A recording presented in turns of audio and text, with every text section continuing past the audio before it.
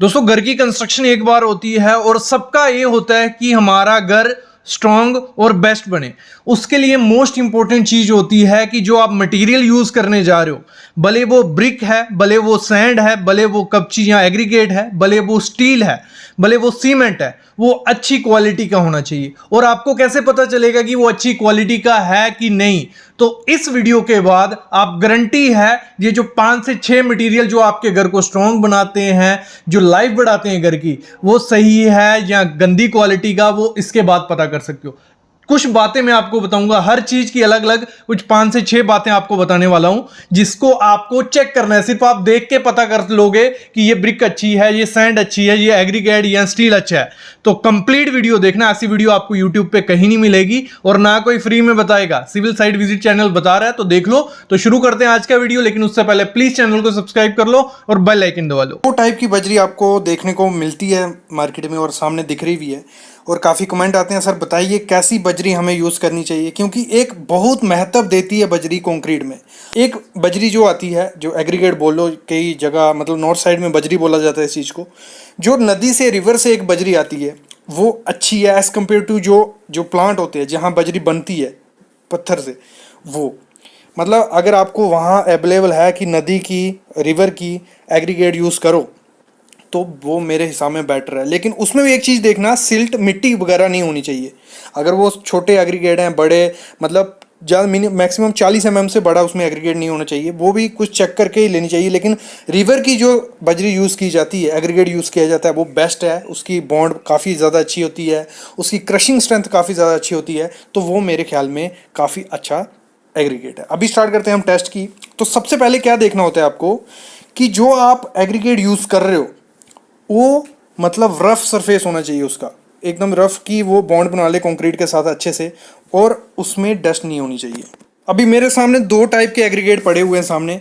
अगर ये मिक्स होंगे तो आपको पहचाना नहीं जाएगा, लेकिन मैंने कुछ सैंपल उठाए हैं, तो इसमें मैं बताऊंगा कि आपको कौन से टाइप का यूज़ करना चाहिए। सामने जो मेरे हाथ में है अभी, ये टाइप आपको कभी यूज़ नहीं करना है। जो लंबे इस तरफ वाले, जहाँ मेरी अभी फिंगर है, इस तरफ वाले आपको कभी यूज़ नहीं करना है। जो लंबे होंगे, पतले से होंगे, या एलोंगेटेड होंगे, या मतलब फ्लैकीनेस होगा उनमें, थिन एलोंगेटेड होंगे, मतलब ऐसे वाले कभी आपको यूज़ नहीं करनी है। जो इस तरफ है अभी जिसमें मेरा हाथ है, जो क्यूबिकल होंगे, एंगुलर होंगे, ऐसे वाले एग्रीगेट हमेशा आपको यूज़ करने हैं। इसमें क्या होता है, ये एकदम से बॉन्ड बना लेते हैं, मतलब जब इन पे वाइब्रेशन की जाएगी, वाइब्रेटर चलाया जाएगा, एकदम से कंक्रीट में मतलब पैकअप हो जाएंगे। इसमें जो थोड़ी थोड़ी जगह बचेगी उसमें घुस जाएंगे। और हमेशा ध्यान रखना है मिक्स रेशो में एग्रीगेट यूज़ करना है। मैं रेशो आगे बताता हूँ, लेकिन हमें हमेशा कौन से करने चाहिए, एंगुलर और क्यूबिकल। जहाँ अभी सामने जो आप देख रहे हो ये एंगुलर क्यूबिकल हैं, और इस तरफ ये वाले ये हैं एलोंगेटेड, थिंक फ्लैकीनेस, जो पतले पतले थिन से होते हैं, मतलब जैसे आप किसी पत्थर को तोड़ोगे ना, उसमें से ऐसे निकलते हैं। तो ये वाले कभी उसमें यूज़ नहीं करने। आपको हमेशा ध्यान देना है, आपके हमेशा क्यूबिकल होने चाहिए जो इस तरफ वाले हैं। और एक चीज़ और ध्यान देना, कभी भी जो आप एग्रीगेट यूज़ करोगे उसमें डस्ट नहीं होनी चाहिए। ये पहली चीज़ है, हमेशा डस्ट नहीं होनी चाहिए। और इन दोनों में अगर टोटल, अभी तो मैंने अलग अलग करके लिए है, अगर आपको खुद ऐसे चेक करना हो कैसे करना है, जो आपका एग्रीगेट आया होगा उसका एक सैंपल ले लो 2-3 kg का, ठीक है। उसमें वेट करना है, जो ऐसे पीसीस होंगे इस तरह लंबे वाले, ये वाले, ये 35% बाय वेट, उसमें उससे ज़्यादा नहीं होनी चाहिए। मतलब अगर 1 किलो एग्रीगेट में उठाता हूँ, चलो एक किलो की एग्जांपल लेते हैं, उसमें से 350 ग्राम आपके ये होने चाहिए फ्लैकी, थिन, इलोंगेटेड। अगर नहीं भी होंगे, मतलब 350 ग्राम से 1 किलो में नहीं होनी चाहिए। ये आपको टेस्ट कर लेना है, इससे आप इजीली निकाल सकते हो। तो ये चीज़ें होती हैं। अभी मैं आपको एक टेस्ट करके दिखाता हूँ कि उसमें कैसे हमें पता चलेगा कि आपका जो एग्रीगेट है वो अच्छी क्वालिटी का है कि नहीं है। बेसिक टेस्ट है, आप घर पे भी कर सकते हो। देखो इसमें क्या करना है, कोई भी थोड़ा सैंपल ले लो, एक लगा लो, कोई सैंपल ले लिया आपने, उसका वेट कर लो एग्रीगेट का। 1 किलो एग्रीगेट ले लिया, उसका वेट कर लो, उसको पानी में डुबो लो, मतलब उसको पानी में डुबो के 24 घंटे के लिए रख लो। लेकिन जब 24 घंटे हो जाएंगे उसके बाद उसका निकाल के उसका वेट करो 24 घंटे बाद। अगर 10% ज़्यादा वेट आया, मतलब जो पहले हमने वेट किया होगा 1 किलो का, अगर वो बाई चांस आता है 1 किलो, मतलब 1 किलो हमने लिया था, 1 किलो आया, अगर वो दूसरे दिन 1 किलो 100 ग्राम से ज़्यादा हुआ, तो वो एग्रीगेट अच्छा नहीं है। क्यों अच्छा नहीं है? उसमें जो जो पत्थर यूज़ किया है एग्रीगेट बनाने के लिए वो पानी सोखता है, और बाद में क्या करेगा जब कंक्रीट में यूज़ किया जाएगा तो वो पानी को सोख के कंक्रीट ख़राब कर सकता है। तो यही बेसिक टेस्ट थे। एक और चीज़ मैं इसमें ऐड करूँगा, जैसे स्टार्टिंग में कहा था, आपको हमेशा जब कंक्रीट का माल बनाना है रेशो में यूज़ करना है। देखो हमारा जो मेनली यूज़ करना है, आपको बीम हो गया, कॉलम हो गया, स्लैब में 20 से 40 mm का आपको यूज़ करना है, उससे ज़्यादा आपको नहीं। मतलब 40 भी मैं कम ही प्रेफर करूँगा, लेकिन 40 आ जाता है तो हमेशा 20 और 10 mm का जो एग्रीगेट होगा ना वो आप यूज़ करोगे तो उसकी स्ट्रेंथ अच्छी आती है। ऐसे ज़्यादा बड़ा साइज़ का अगर एग्रीगेट हम यूज़ करते हैं तो स्ट्रेंथ अच्छी आती है, लेकिन उसको काम करने में टफ हो जाता है और इतनी ज़्यादा थिकनेस नहीं होती है स्लैब की या बीम की जो घर की बिल्डिंग बनाई जाती है। तो आप 20 से 10 mm का एग्रीगेट यूज़ करो, और उसमें क्या करना है, जो 20 mm वाला होगा वो 60% रखना है आपको, और 10 mm वाला 40% आपको रखना है। मतलब अगर हम कोई एक ले लें, कोई तगारी ले लें जिसमें हम नाप रहे हैं, 10 तगारी हमने कंक्रीट में डालनी है, 6 जो आपकी तगारी रहेंगी वो 20 mm की रहेंगी और 10 mm की 4 तगारी हमारी रहेंगी। ऐसे आप नाप के हमेशा आपको एग्रीगेट यूज़ करना है। आज मैं ब्रिक के बारे में बात कर रहा हूँ क्योंकि आज क्वालिटी बताऊँगा कि इलेक्ट्रिक जो भट्ठे में ब्रिक बनती हैं, जहाँ जो बर्न्ड ब्रिक होती हैं जिसमें आग जला के ब्रिक को पकाया जाता है, तो उसमें से कौन सी अच्छी होती है, क्या डिफरेंसेस है। देखो सामने जो ब्रिक देख रहे हो आप, ये है इलेक्ट्रिक भट्ठे से बनाई हुई। ये मतलब बेस्ट ब्रिक जिसको बोलते हैं ना, आप B क्लास ब्रिक इसको बोल सकते हो। इसमें आप स्ट्रेंथ, इसको आप 1-2 मीटर ऊपर से भी फेंकोगे ना, ये ब्रिक कभी नहीं टूटेगी, जो इलेक्ट्रिक ब्रिक मतलब इलेक्ट्रिक भट्ठे से बनती है। और अगर मैं आपको दिखाऊं जो ऐसे आग जला के बर्न्ड ब्रिक बनाई जाती है, ये तो C class D class brick हो सकती है, क्योंकि सामने आप जैसे देख रहे हो इनके ना तो कॉर्नर बचे हुए हैं ना इनका कोई फुल पीसीस है। मतलब बेकार ब्रिक जो आती है वो मेरे ख्याल में बर्न्ड ब्रिक है जो आग से बनाई जा रही है। कई भट्ठे हैं जो मतलब अच्छे से इस ब्रिक को बना रहे हैं, लेकिन मोस्टली 70 to 80% जो आग से जलाई जा रही है ब्रिक वो अच्छे से नहीं बनती है। वो प्रॉपर वे से उसको मतलब एक तो हीट नहीं मिलती है और प्रॉपर वे से वो पकी नहीं होती है। इस कारण के अगर आप उसको थोड़ा भी दूर से ऊपर से फेंकोगे ना वो टूट जाएगी। तो आज का वीडियो वही है, मैं थोड़ा डिफरेंशिएट करूंगा दोनों में। तो आपको जो ये ब्रिक रहती है जो हमारी आग से बनाई जाती है, जो आग जला के जिसको हीट दी जाती है, उसका मैं दिखाऊंगा कि उस पर हमने 1-2 टेस्ट किया कि क्या वो अच्छी है कि नहीं। तो वो टेस्ट पे खरी नहीं उतरी, तो वही मैं आपको टेस्ट दिखा देता हूँ कि क्या क्या टेस्ट किए गए हैं उस पर। तो देखो सामने सिर्फ हमने इस ब्रिक को 1 मीटर ऊपर से फेंका और ब्रिक के 2 पीस हो गए। मतलब 1 मीटर भी नहीं था, अप्रॉक्स 600 to 700 mm फेंका। ये ब्रिक की ऐसी क्वालिटी है, मतलब अगर आप इसको थोड़ा भी दूर से फेंकोगे ना ये टूट जाएगी। इवन आप इसको हाथ से दबाओगे ये ब्रिक टूटने लग पड़ती है।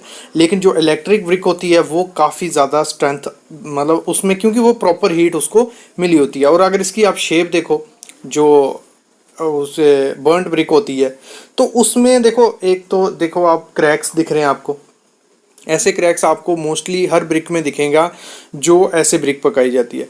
तो यही चीज़ें हैं, मतलब दोनों ब्रिक में है तो डिपेंड है कि दोनों प्रोसेस अलग अलग बने हैं बची है। तो वही मैं प्रेफर करूँगा, जो ब्रिक इलेक्ट्रिक भट्ठे से निकलती है उस ब्रिक को प्रेफर करो, क्योंकि वो थोड़ी कॉस्टली होगी, पॉइंट कुछ पैसे कॉस्टली होगी, लेकिन वो ब्रिक बेस्ट होगी एज़ कम्पेयर टू किसके, जो हम ये आग से बनाई ब्रिक रहती है। तो अभी अगर हम देखें जो सामने आप ब्रिक देख रहे हो ये इलेक्ट्रिक भट्ठे में बनी हुई ब्रिक है। तो इसमें देखो कलर आपको दिखेगा, मैंने पहले वीडियोस में जो कहा है कि कौन सी ब्रिक अच्छी होती है जिसका एक जैसा मतलब यूनिफॉर्म कलर हो पूरी ब्रिक में। इसका कलर तो यूनिफॉर्म नहीं है लेकिन इसकी स्ट्रेंथ काफ़ी ज़्यादा है। हमने इसमें काफ़ी चेक भी की, साइड पे जाको 2-3 मीटर से ऊपर से फेंका, उसका वीडियो मैं नहीं ले पाया, लेकिन इसकी स्ट्रेंथ काफ़ी ज़्यादा है। अगर आप चाहते हो कि आपकी घर में कौन सी ब्रिक यूज़ करूं तो मैं प्रेफर करूंगा जो इलेक्ट्रिक भट्ठे में बनती है वो ब्रिक बेस्ट है इस समय, क्योंकि उसको प्रॉपर हीट दी जाती है, केल्विन जो रहती है प्रॉपर अच्छे से ईंट पकाती है। तो मैं यही प्रेफर करूँगा कि आप इलेक्ट्रिक भट्ठे से ईंट चूज़ करो। मैं आपको बताने वाला हूँ कि जो मेन पार्ट है कंस्ट्रक्शन का, मतलब सैंड, तो कौन सा सैंड आपको कंस्ट्रक्शन में यूज़ करना चाहिए। प्लास्टर हो गया, ब्रिक वर्क हो गया, कंक्रीट हो गया, तो बेस्ट सैंड कौन सी रहेगी कंस्ट्रक्शन के लिए उसके बारे में मैं आपको बताने वाला हूँ। मतलब दोनों मेन तो मैं आज जो मेनली हम यूज़ करते हैं वो हो गई हमारी रिवर सैंड और दूसरी होगी हमारी क्रश्ड सैंड। तो इनमें दोनों में डिफरेंस क्या है, IS कोड क्या कहता है कौन सा यूज़ करना चाहिए, या आपको सस्ता कौन सा पड़ेगा वो मैं आपको आज बताने वाला हूँ। सबसे पहले मैं इनका डिफरेंस के साथ साथ आपको बताता जाऊँगा। मेन जो मैं कहूँ वो मैं कहता हूँ कि आपको क्रश सैंड ही यूज़ करनी चाहिए, जो क्रशर में मिलती है, जो रिवर सैंड को छोड़ के जो सैंड हमें मिलती है वो सैंड आपको यूज़ करनी चाहिए। सामने आप देख रहे हो ये रिवर सैंड है, इसके बारे में मैं बाद में बताता हूँ। और IS कोड कहता है कि आपको कौन सी सैंड यूज़ करनी चाहिए, रिवर सैंड। वो क्यों कहता है वो भी मैं आपको आगे बताऊंगा। तो सबसे पहले मैं स्टार्ट करता हूँ कि जो क्रश सैंड होती है उसमें वेस्टेज जीरो होती है, मतलब कोई वेस्टेज नहीं होगी आपकी। अगर आप क्रश सैंड लाओगे तो उसमें ना तो सिल्ट होगा ना बड़े पार्टिकल होंगे, तो वेस्टेज उसमें ज़ीरो हो जाती है। तो वो मैं प्रेफर करता हूँ कि ये प्राइस के हिसाब से, मतलब आपकी वेस्टेज नहीं होगी तो आपका खर्चा कम होगा, तो वो क्रश सैंड है। क्योंकि उसमें जो पार्टिकल आते हैं 4.75 mm से छोटे ही होते हैं, जो हमें मेनली चाहिए होते हैं।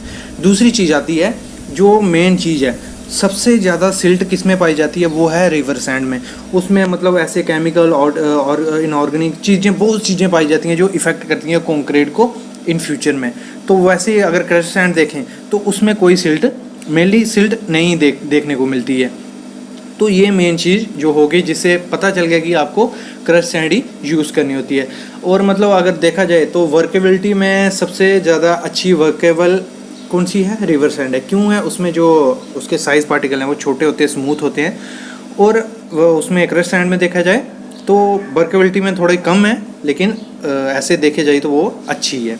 और परमेबिलिटी सबसे कम किसकी है, क्रश सैंड की। तो मॉइस्चर सोखने की कैपेसिटी भी बहुत कम रहती है। और इसमें मॉइस्चर कब तक, मतलब 10% तक मॉइस्चर रोक सकता है crush sand, as compared to river sand. River sand कितना रोक सकता है, 7% तक की मॉइस्चर रोक सकता है।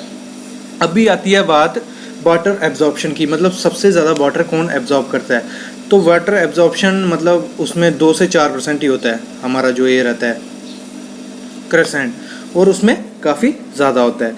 तो दूसरी अभी मैं बात करता हूँ कि लोग बोलते हैं कि रिवर सैंड अच्छी होती है। मतलब रिवर सैंड किसके लिए अच्छी होती है, वो काम है वाटर प्रूफिंग का काम हो गया, जहाँ हो गया प्लास्टर का काम, तो उसके लिए रिवर सैंड अच्छी है। क्योंकि वो स्मूथ भी होती है, वर्केबल होती है और इजीली काम हो जाता है उससे।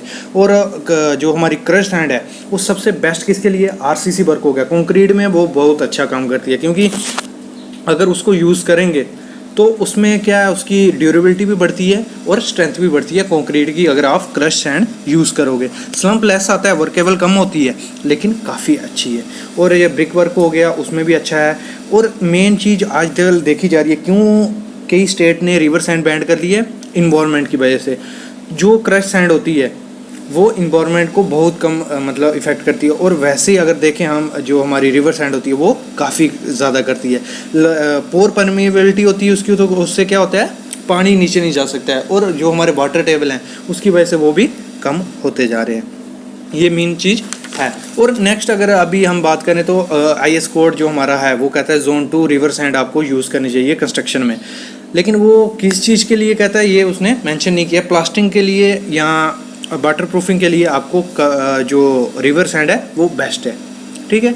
और सिल्ट कंटेंट जो आपको यूज़ करना चाहिए, अगर मतलब आपको सैंड यूज़ करनी है जो अवेलेबल है, सस्ती मिल रही है, ठीक है, कोई नहीं। अगर क्रश सैंड है, रिवर सैंड है, कोई भी मिल रही है, तो उसमें आपको कौन सी क्या चीज़ें देखनी है यूज़ करने से पहले। इस पर मैंने टेस्ट भी किया है। सिल्ट कंटेंट उसमें 3 से कम ही होना चाहिए, 3% से कम होना चाहिए। डिस्क्रिप्शन में लिंक दे दूंगा टेस्ट का, वो टेस्ट कर लो। आप घर पे बैठ के वो टेस्ट कर सकते हो, तो उससे पता चल जाएगा कि उसमें सिल्ट कंटेंट कम है, तो वो आप यूज़ कर सकते हो।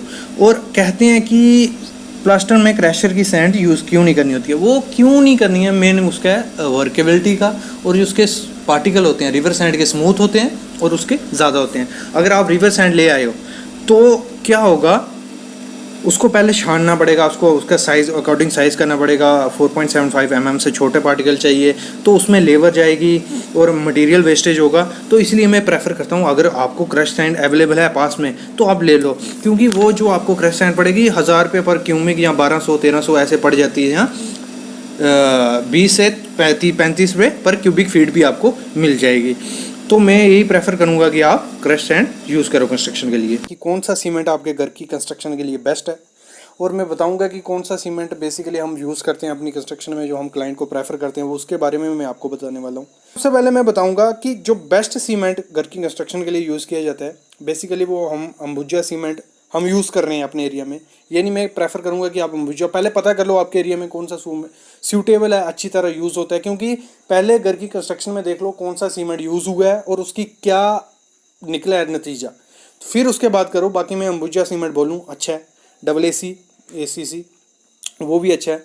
तो पहले मैं बात करूंगा इसके कितने टाइप के सीमेंट आते हैं, आपको पहचान क्या है, और फिर हम फिर से बात करेंगे कि इसकी एक्सपायरी डेट और बेस्ट सीमेंट कौन सा है। देखो बेसिकली मार्केट में जो मिलता है OPC मिलेगा, PPC मिलेगा, PSC मिलेगा। ये बेसिकली इंडिया में यही सीमेंट यूज किया जा रहा है।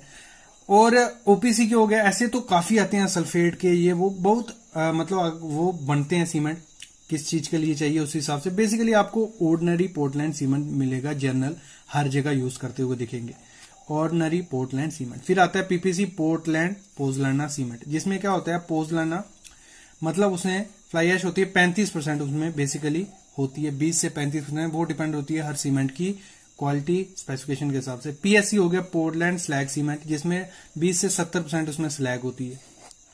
क्लियर, ये आ गया, ये हो गया। इसमें ग्रेड कितना आता है 33, 43, 53। ये वीडियो मैं पहले भी डाल चुका हूं, आप जाके देख भी सकते हो। 33 कहां यूज करते हैं, 43 कहां यूज करते हैं, 53 कहां यूज करते हैं, ये मैं आपको थोड़ा क्लियर करूं, फिर इसके बाद हम बात करेंगे। 33 हम बेसिकली जो आजकल नई मतलब PPC आ गया ना, उसका 33 ग्रेड रहता है। वो बेसिकली आपको प्लास्टर हो गया, प्लास्टर, टाइलिंग, मार्बल, जहां पे लोड बेरिंग की बात ना हो, जहां पे सिर्फ उसका सीमेंट को एक ऐसे बॉन्डिंग एजेंट काम कर रहा हो, तो वहां पे हम इसको 33 को यूज करें। 43 और 53 आपको हमेशा वहां यूज करना है जहां लोड आने वाला है। 43 और 50 बीम हो गए, कॉलम हो गए, स्लैब्स हो गई, ब्रिक वर्क में हो गया, तो ये आप उसको वहां यूज करना है। ये क्लियर हो गया थोड़ा बहुत आपको। अब बात करता हूं मैं इसमें कि आपका अगर सीमेंट एक्सपायर हो जाए तो उसको यूज करना चाहिए, नहीं करना चाहिए। अगर मैं आपको बात बताऊं तो उसकी वैलिडिटी रहती है 3 मंथ। अगर हम उसको घर पे सीमेंट लाते हैं तो उसकी रहती है 3 मंथ। अगर वहां सीमेंट पड़ा रहा, जहां कंपनी BIS कहती है कि उसको 6 मंथ तक उसकी एक्सपायरी नहीं होती, क्योंकि उस वहां मॉइस्चर कंडीशन वगैरह वैसी ही रखी होती है जैसे सीमेंट को चाहिए। लेकिन जैसे घर लाओगे वहां मॉइस्चर बढ़ जाएगा तो उसके खराब होने के चांसेस काफी ज्यादा हो जाते हैं। फिर अभी इसकी बात करें अगर हमें कहाँ यूज करना है, अगर आपका सीमेंट हो गया एक्सपायर, तो उसको क्या होता है, बिल्कुल एक्सपायर नहीं हो जाता है। उसका क्या होता है, कुछ % उसकी स्ट्रेंथ कम होती जाती है डे बाय डे, मतलब 10 दिन में इतनी हो जाएगी। ऐसे ये मैं वीडियो डाली हुई है, आप देख सकते हो, लेकिन उसकी स्ट्रेंथ कम होती जाती है, फिर मतलब 80% रह जाएगी कुछ टाइम बाद, फिर 60। तो ऐसे सीमेंट को आपको यूज करना है जहां टाइलिंग हो गया, टाइल वगैरह लगानी हो, टाइलिंग में हो गया, जहां अगर आप बड़ी साइड चला रहे हो वहां कंक्रीट पंप यूज हो रहा है तो उधर जो स्लरी बनाते हैं उसमें यूज कर सकते हैं। और बेसिक जगह ऐसी यूज कर सकते हैं जहां स्ट्रेंथ का इतना काम नहीं आने, तो वहां पे आप जो एक्सपायरी सीमेंट है वो यूज करते हो। एक्सपायरी भी लेकिन 1-2 मंथ हो, ज्यादा उससे नहीं होना चाहिए। अभी मैं बात करूं जैसे एक्सपायरी डेट की, जैसे स्टार्टिंग में आपने जो वीडियो देखी उसमें दिखा भी रहा था मैं, तो बैक पे कुछ ऐसा लिखा होता है, तो आपको इसको पढ़ना क्या, ट्रिकी होता है ये चीज। उसमें कई जगह तो ये दिखा होता है डेट, वीक, मंथ, ईयर वगैरह, कईयों पे ये नहीं होता है। तो ये जो 10 था वहां, आप वीडियो में साइड पे वीडियो चल रही है, वो 10 था हमारा डेट, कितनी 10 तारीख को वो बना हुआ है। वीक था 32 वीक, फिर मंथ था 8वां महीना, मतलब अगस्त में वो बना हुआ है, अगस्त 10 तारीख को वो बना हुआ है सीमेंट उसकी, और 2020 ईयर 20। और FA 33% वहां लिखा था, वो है फ्लाई ऐश की, उसमें रेशियो 33। और 43 स्टार्टिंग में था, वो ग्रेड था उसका कि 43 ग्रेड हम यूज कर रहे हैं।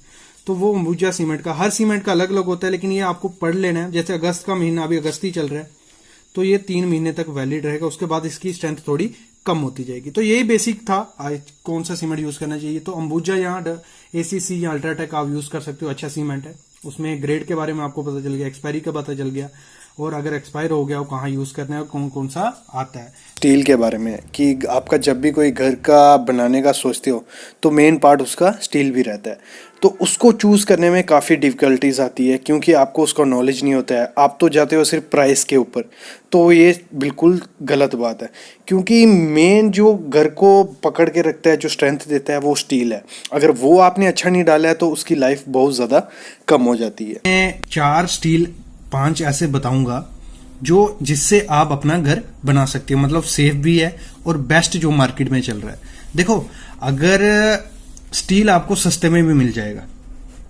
मतलब जो स्टील मैं बता रहा हूँ ये सब उससे कॉस्टली होंगे, सस्ते पे भी मिल जाएगा। लेकिन उसमें होगा क्या, जैसे मैंने पहले बताया, वो बना होता है स्क्रैप से। मतलब कचरा बचरा उठाया होगा, जो साइट्स चल रही हैं, बड़ी बड़ी कंस्ट्रक्शन साइट होती है, उसमें क्वांटल में टन में सरिया निकलता है। वो फैक्ट्रीज सस्ते रेट में उठा के ले जाती हैं, उनको पिघलाती हैं, उसमें से सस्ता सरिया बनाती है। तो आपको यकीन नहीं होगा कि जो कामधेनु हमारी कंपनी है वो भी स्क्रैप में से काफी ज्यादा स्टील बनाती है। मेन जेन्युइन स्टील जो कंपनीज बनाती हैं, मतलब जिनका कोई स्क्रैप यूज नहीं करती, वो कंपनी है हमारी टाटा टिस्कॉन, सेल, जिंदल पैंथर और विजियाक भी कभी कभार, मतलब कभी कभार इन द सेंस कुछ स्टील इसका भी हमने सुना ऐसे स्क्रैप में से आता है। तो ये जो 3 कंपनीज हैं, ये मैं बोलूंगा बेस्ट कंपनी है स्टील उठाने के लिए, मतलब स्टील लेने के लिए। इनमें से आप देखो, जिंदल का कुछ डुप्लीकेट स्टील मतलब वो स्क्रैप वाला स्टील भी आता है, वो आपको सस्ते रेट में मिल जाएगा। तो आपको मतलब मैं 3 कंपनीज दे रहा हूं, मतलब आपको अगर कंस्ट्रक्शन में यूज करना ही है, घर की कंस्ट्रक्शन में थोड़ा % पैसा ज्यादा लगेगा, लेकिन आप टाटा टिस्कॉन के साथ जाओ, क्योंकि टाटा टिस्कॉन एक जेन्युइन कंपनी है, मतलब पुरानी है, और आपको स्क्रैप का सरिया नहीं देगा, और इसकी स्ट्रेंथ भी अच्छी होगी। तो मेनली आपको क्या उठाना है, टीएमटी बार, मतलब टीएमटी बार जो थर्मो वैली मैकेनिकल ट्रीटेड बार होते हैं हमारे, वो आपको यूज करना है। देखो, जो आपका स्टील रहेगा उस पे 3 चीजें आपको चूज करनी है जब भी आप सरिया उठाओ। तो उसमें क्या है, अगर आपका पुराना सरिया मतलब जो अच्छी कंपनी का नहीं होगा, तो उसमें आप पकड़ सकते हो कि वो सरिया बेकार है। क्योंकि अगर नॉर्मल पर्सन है, कोई सरिया खरीदने जाएगा, उसको ये चीजें नहीं पता होंगी, तो जो वेंडर होगा वो आपको थमा देगा कि ये हमारा जिंदल का सरिया है। लेकिन जिंदल में एक जिंदल पैंथर स्टील है, एक जिंदल है, तो वो डुप्लीकेसी कहां से पकड़ोगे आप, वो पकड़ेंगे यहां से। मतलब जो स्टील बार है, मैं एग्जांपल देता हूं, ये स्टील बार है, उसमें पहली चीज आप लोग को देखनी है ग्रेड। ये होता है ग्रेड हमारा। ग्रेड क्या है, ये स्ट्रेंथ है, मतलब जो बार होता है उस पर टेस्ट किए जाते हैं। तो इससे मतलब उन्होंने वैल्यू दी होती है कि इतना बेयर कर सकता है सरिया, इतनी स्ट्रेंथ उसकी है, यील्ड स्ट्रेंथ है कि वो इतने उस पर लोड पड़ेगा, वो टूटेगा नहीं। तो उसके बेसिस पे ये होती है। तो आप जब भी मैं बोलूंगा हाउस कंस्ट्रक्शन कर रहे हो, तो 500D से मतलब FE 500D या FE 550, इससे नीचे आपको सरिया नहीं लेना है, ठीक है। और दूसरी चीज क्या देखनी है, टीएमटी बार होना चाहिए। टीएमएक्स मिल गया, वो बहुत अच्छी चीज है, लेकिन टीएमएक्स अभी कहीं ज्यादा स्टेटें हैं जो वहां पहुंचा नहीं है। तो टीएमटी 500D आपको उठा लेना है, जहां एसडी, ये 500D क्या है, डक्टाइल, एसडी सुपर डक्टाइल। ये मैं बोलता हूं अगर टीएमटी 500D भी मिल जाता है ना आपको, तो बहुत अच्छा है घर के लिए। ये एक चीज हो गई। दूसरी चीज होती है उस पर आईएस मार्क बना होता है, मतलब आपको देखोगे ना ऐसे वहां आईएस मार्क टाइप बना होगा, हर एक मीटर पे आईएस मार्क लिखा होता है। अगर टाटा का स्टील है, जिंदल का स्टील है, सहल का है, विजैक का है, तो इनमें क्या होता है, हर एक दूरी पे आईएस मार्क दिया होता है। दूसरी चीज ये देखनी है। तीसरी चीज उस पर नाम लिखा होगा कंपनी का, मतलब पूरा उस पर, जैसे टाटा टिस्कॉन का होगा तो उन्होंने लिखा होगा टाटा टिस्कॉन FE 500D और पीछे लिखा होगा टीएमटी बार्स, और हर एक, और फिर इधर होगा आईएस मार्क। तो ये पूरी 12 मीटर की लेंथ रहती है, या 40 फुट बोल लो, तो हर 1 मीटर के बाद उनका आईएस मार्क होता है। तो इससे आप पहचान सकते हो कि आपका स्टील जो है जेन्युइन है कि नहीं है। और मैं कहूंगा ये 3 कंपनी में फिर से दोहरा रहा हूं, ये 3 कंपनियां सबसे बेस्ट है, टाटा, जिंदल, सेल। तो ये हो गए हमारा सरिया, आपको कौन सा यूज करना है और कैसे आप पहचान सकते हो जेन्युइन सरिया है। दूसरी चीज आती है, जब आप सरिया लेने जाते हो तो उधर क्या होता है, लेंथ में, क्योंकि जिंदल जो है वो आपको लेंथ में सरिया देता है, मतलब 12 मीटर की लेंथ या 40 फुट की। तो उसमें आप कैसे निकालोगे कि अगर देखो उसका कुछ रेट रहता है, मतलब अगर उसमें देखेंगे हम टन में, तो आपको वो पड़ेगा 45,000 रुपये लगभग पर टन, मतलब 45 रुपए केजी। और जो स्क्रैप वाला सरिया होगा वो आपको मिल जाएगा 40 से स्टार्ट हो जाता है, वो 40 रुपए पर केजी। तो फर्क कितना बड़ा, 2 से 3 केजी। और जो जिंदल पैंथर है, जिंदल पैंथर क्या करता है, अगर आप 1 टन से ज्यादा सरिया लोगे तो आपको वो ट्रांसपोर्टेशन फ्री देगा, लेबर फ्री देगा, मतलब आपको चढ़ा के आपके घर गाड़ी छोड़ आएगा। ये उसकी एक चीज अच्छी है, मतलब जिंदल पैंथर की, कि आपको ट्रांसपोर्टेशन का भी खर्चा पड़ता है, बचता है। और अगर आप स्क्रैप वाला सरिया लोगे, उसमें क्या होगा, आपका मतलब वो रेट 42 देगा, लेकिन उसमें ट्रांसपोर्टेशन लेबर पहुंच के सब 45 हो जाता है। तो मैं बोलता हूं जिंदल या टिस्क जो आपको टाटा मिलता है अपने एरिया में, तो वे सरिया आप खरीद के घर बना सकते हो। अभी जैसे मैंने लेंथ की बात की थी, तो हम कैसे निकालेंगे अगर हमारा 12 मीटर का सरिया है या 40 फुट का है, वो कितने केजी का है, वो कैसे निकालेंगे? Simple, D square into L 162.2, ये फार्मूला रहता है। ये बेसिक हर चीज के लिए ये फार्मूला रहेगा। अभी एक चीज होती है डाया, जो टेक्निकल पर्सन नहीं है, ये मतलब ये होगा डाया, जो मतलब कितने का सरिया है, ये डाया उसका 8 mm का है, 10 का है, 12 का है, 20 का है, जो भी mm का है, उसमें आपको क्या करना है, डाया डाल देना है। मैं 8 की एग्जांपल लेता हूं, 8 इंटू 8, 1 मीटर की लेंथ इससे निकल जाएगी, डिवाइड बाय 162। तो वो करके हमारा है 1 मीटर, अगर 8 mm का सरिया 1 मीटर, उसकी लेंथ कितनी हो, उसकी वेट कितना होगा, 0.394 kg, ये निकल गया। ठीक है। और अगर यही 12 मीटर की लेंथ है अगर, तो उसको हम 12 से मल्टीप्लाई कर देंगे तो आ जाएगा एक लेंथ, मतलब लेंथ में ही बात करते हैं जो वहां वेंडर होते हैं, एक लेंथ कितने रुपए की हो जाएगी आपको, वो आप इजिली निकाल सकते हो। और अगर फुट में है तो फुट के लिए फार्मूला है D square L divide by 553। तो इसमें भी डी हमारा 8 into 8 divide by 553 equal to 0.10, ये आ गया आपका वेट निकालना। तो आपको क्लियर हो गया कि कौन सी कंपनी का स्टील सबसे अच्छा है और क्या क्या चीजें देखनी है। तो सबसे अच्छा जो कंपनी का स्टील है वो टाटा का है, जिंदल का है, सैल का है और विजयक।